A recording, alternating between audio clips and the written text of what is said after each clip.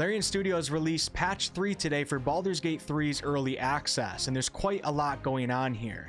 Don't get too excited though, there's no new races or classes, but it is a great patch and makes it obvious that Larian is listening to the community. Sven did say that in the next patch, which will be after the holidays, it will include, and I say in quotes, quite a lot of bigger things added. So I would assume that that next patch will be the patch that draws many of you back to early access. Without further ado, let's talk about patch 3.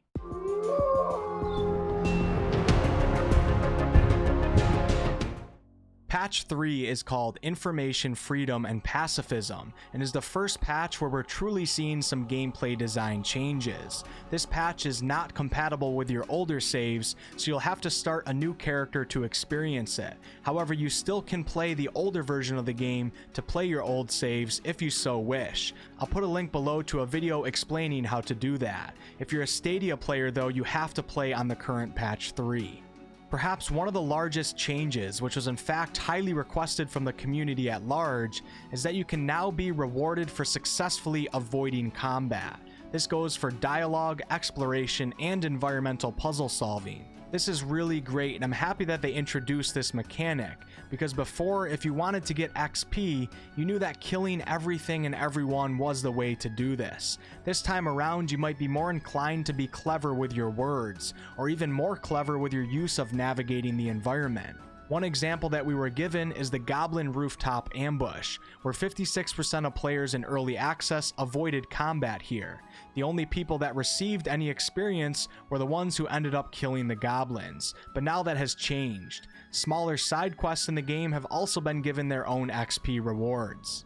Another large request by the community was that companions were responding with the approval and disapproval system to far too many situations that they probably shouldn't even be involved in.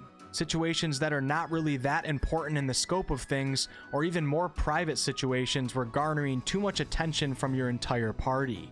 This led to players always questioning their choices, because they wonder if Shadowheart will approve, or if Gal will disapprove, and it also made you feel less inclined to actually like your companions, because they're always disapproving of your minor actions. Although this system does have its place in the game, it seemed to be overdone and the companions were just too nitpicky. Well, not anymore. Companions will now be more tolerant but still maintain their personalities in situations that make sense. So expect to still see this system being used, just not quite as often. One example would be that before, Shadowheart's approval rating would drop if you let Astarion the vampire spawn drink your blood in the middle of the night.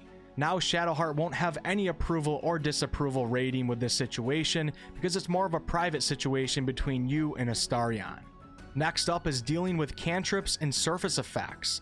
With patch 3, cantrips will now not create surfaces. You can still shoot firebolt at grease on the ground or use ray of frost to freeze a puddle, but if there's no ignitable surface there in the first place, firebolt won't set the ground ablaze. Firebolt's damage in particular has been adjusted for this change. Many spells, however, will still be able to create surface effects on their own, but spells are more limited in their use for they require spell slots. Surface effects really seem to take over early access and it kind of took away from the core of the combat, so this is a great change in my opinion. The amount of surfaces in the game has also been reduced, so you and your enemies are going to have to rely on the good old-fashioned way of killing things.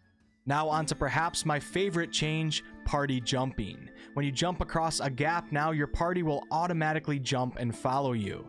No more micromanaging every single party member. Cheers to that. And another great change is to the upcasting of your spells. You no longer have to have each level of a spell as its own icon on the hotbar. Simply click on the spell that you wish to cast and then a little box will pop up allowing you to choose what level you actually want to cast it at. This was certainly highly requested and I think everyone should be happy with less clutter. The next important change is to the resting system. You can now use the short rest option twice before having to long rest. It used to be only once. This is kind of nice I guess, but I still feel that the overall resting system needs to be reworked a bit. As of now, there's really not much stopping you from just long resting in almost every and any situation. Alright, on to a couple more of the bigger changes and then we'll rapid fire through the smaller ones. Dialogue skill checks will now be less likely to lock you out of content. Dialogues with particularly harsh or dramatic skill checks have been rebalanced. You will now have a higher chance of succeeding the role.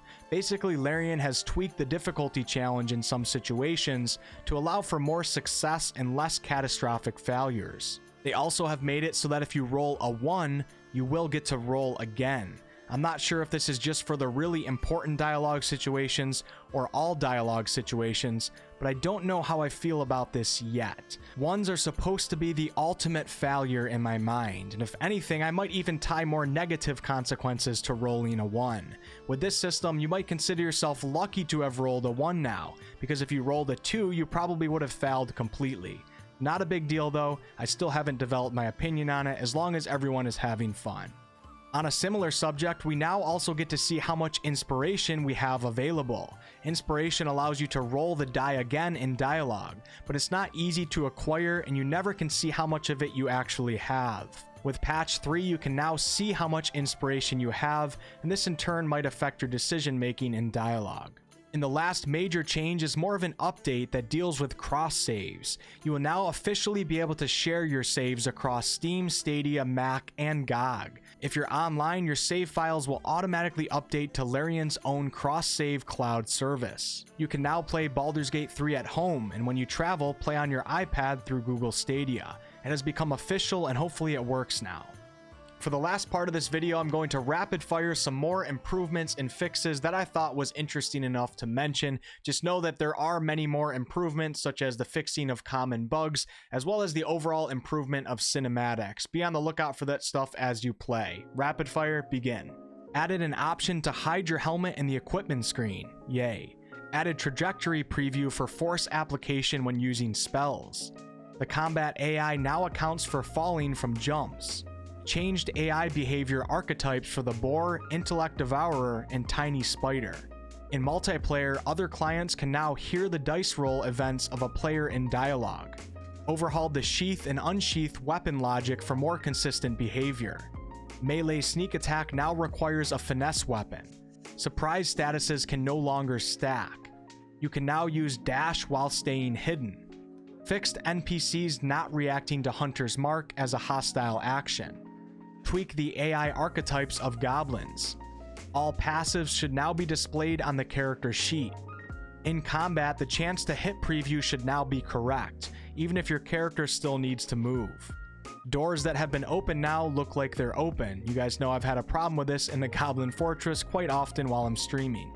Armor of Agathis now deals 10 cold damage when using a 2nd level spell slot. And the Life Domain Cleric's version of Cure Wounds now heals for 2d8 HP when using a 2nd level spell slot.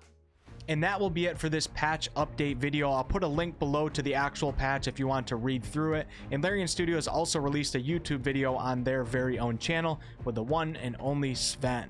Thanks so much for watching, guys. If you guys ended up enjoying this video, please like, comment, and subscribe. I really appreciate it. It's a huge help to my videos. I do all sorts of content on this channel, ranging from live streams to game reviews to game tutorials to lore videos and much more. I'd love to have you guys back for a future video. Until next time.